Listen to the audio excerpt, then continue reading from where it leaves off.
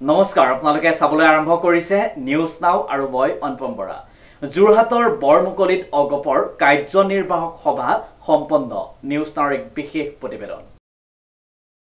যোৰহাটৰ বৰমুকলিত অসম গণ পৰিষদ দলৰ 40 নং উত্তৰ পৰ্বতীয়া জনজাতি আঞ্চলিক কমিটিৰ এখনি কাৰ্যনিৰ্বাহক সভা অনুষ্ঠিত হৈ যায়।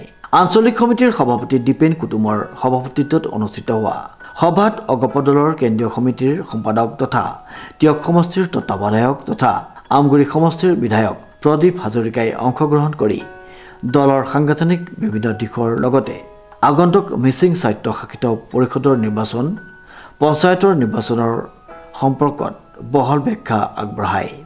আঞ্চলিক কমিটিৰ সম্পাদক সুৰেন পেগুৱে উদ্দেশ্য ব্যাখ্যা কৰা আৰু যোৰহাট জিলা অগপৰ সম্পাদক গৌতম দলে আদৰণি ভাষণ আগবঢ়োৱা সভাৰ অন্তত আগন্তুক মিচিং স্বায়ত্ত শাসিত পৰিষদীয় নিৰ্বাচনৰ প্ৰাৰ্থিত্ব প্ৰত্যাশিত গৌতম দলে প্ৰাৰ্থিত্ব প্ৰদান কৰিবলৈ ৰাজহুৱা প্ৰস্তাৱ গ্ৰহণ কৰে।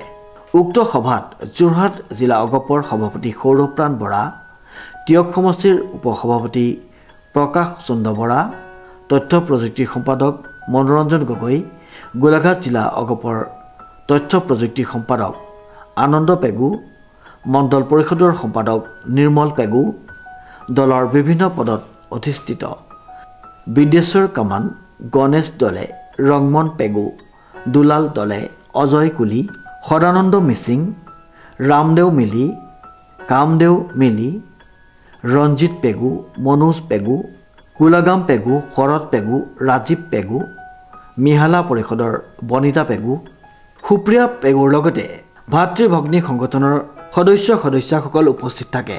উল্লেখযোগ্য যে উক্ত সভাতে অগপ দলৰ প্ৰতি আকৃষ্ট হৈ বিভিন্ন দলৰ অৰ্ধশতাধিক লোকে যোগদান কৰা আৰু দলীয়ভাৱে তেওঁলোকক আদৰণি জনোৱা হয়। কেন্দ্ৰীয় কাৰ্যনিৰ্বাহক হৈছিলে আমাৰ আৰু তাতে আমাৰ এই মাহটোত মানে বহুত কাম কৰাৰ কাৰণে সভাপতি ইতিমধ্যে এনাউন্স কৰিছে। সেই কামখিনি যাতে মোক যিহেতু প্ৰিয় সমষ্টিটোত তত্ত্বাৱধায়ক হিচাপে দায়িত্ব দিছে, মই আজিৰ পৰা কাম আৰম্ভ কৰিছোঁ। আৰু এইটো যিটো আঞ্চলিক সেইটো আঞ্চলিক হৈছে উত্তৰ পশ্চিম 40 নং উত্তৰ পশ্চিম পৰ্বতীয়া জনজাতি আঞ্চলিক। এই আঞ্চলিকত আজি আমাৰ সভা ইয়াত অনুষ্ঠিত কৰা হ'ল। ইয়াত আমাৰ জিলাৰ সভাপতি বৰা ডাঙৰীয়াৰ প্ৰমুখে উপস্থিত আছিলে আৰু টিয়ক সমষ্টি পৰিষদৰ সভাপতি সম্পাদক প্ৰমুখে বিষয়ববীয়াসকল উপস্থিত আছিলে। মহিলা পৰিষদৰ সভানেত্ৰী সম্পাদিকা প্ৰমুখে আঞ্চলিকৰ সকলো কৰ্মকৰ্তা উপস্থিত আছিল। যুৱ পৰিষদৰ উপস্থিত আছিল, কৃষক পৰিষদৰো উপস্থিত আছিল, আনকি বোৰ্ড কমিটিৰো সভাপতি সম্পাদক ইয়াত আজি উপস্থিত আছিলে।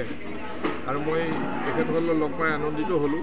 দেখিছোঁ যে এই আঞ্চলিকটো প্ৰায় মানে যিমানবিলাক আমাৰ সন্মুখত কাৰ্যসূচী দিছে যে আমাৰ কৰ্মশালা পাতিব লাগে, এখন আমাৰ বোৰ্ড সন্মিলন পাতিব লাগে, পঞ্চায়ত নিৰ্বাচন, মিচিং অট'নমাছ কাউন্সিলৰ ইলেকশ্যন, তাৰপিছতে আমাৰ বাই ইলেকশ্যন আৰু তাৰপিছত 2026 সাধাৰণ নিৰ্বাচনলৈকে প্ৰিপেয়াৰ হোৱাৰ যিটো প্ৰস্তুতি, আনকি মেম্বাৰশ্বিপ ড্ৰাইভ আজি আমাৰ ইয়াতে জইনো কৰিছে কেইবাগৰাকীও। মেম্বাৰশ্বিপ ড্ৰাইভৰ কামখিনি ইতিমধ্যে আৰম্ভ কৰাৰ কাৰণে প্ৰস্তুতি আৰম্ভ আজিৰ পৰা হৈছে। আৰু মই আশা ৰাখিছোঁ যে ইয়াতে গৌতম দলে যিগৰাকী মিচিং অট'নমাছ কাউন্সিলৰ ইয়াত সদস্যৰ কাৰণে আজি সভাই এটা প্ৰস্তাৱ লৈছে। আৰু মই ভাবোঁ যে গৌতম দলে আমাক সকলোৱে চিনি পায় আৰু গোটেই হাউচে সমৰ্থন জনাইছে। এইটো আজি মই দেখিছোঁ মুকলিকে হাউচে সমৰ্থন জনাইছে। সেইকাৰণে আমাৰ দলৰ পিনৰ পৰা প্ৰাৰ্থিত্ব আগবঢ়ালে নিশ্চয় আমাৰ কেন্দ্ৰীয় সমিতিয়ে এইটো নিশ্চয় মানি ল'ব বুলি মই আশা ৰাখিছোঁ। আৰু ময়ো তেখেতসকলক এইটো বিষয়ে জনাম আজি যিটো পৰিৱেশ হৈছে। আৰু আমি আজি 4খন আমি আঞ্চলিকত আমি এই সভা অনুষ্ঠিত কৰিম আৰু 3 দিন মই ইয়াতে থাকি পেলাই 14খন আঞ্চলিকৰ দেৰগাঁও যি 14খন আঞ্চলিক ইতিমধ্যে আমাৰ টিয়ক সমষ্টিটোৰ ভিতৰলৈ গৈছে।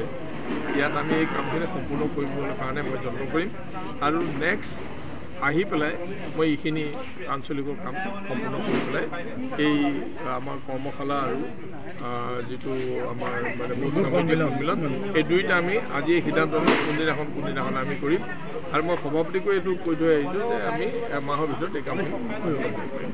প্ৰশান্ত গায়নৰ ৰিপৰ্ট, নিউজ নাও।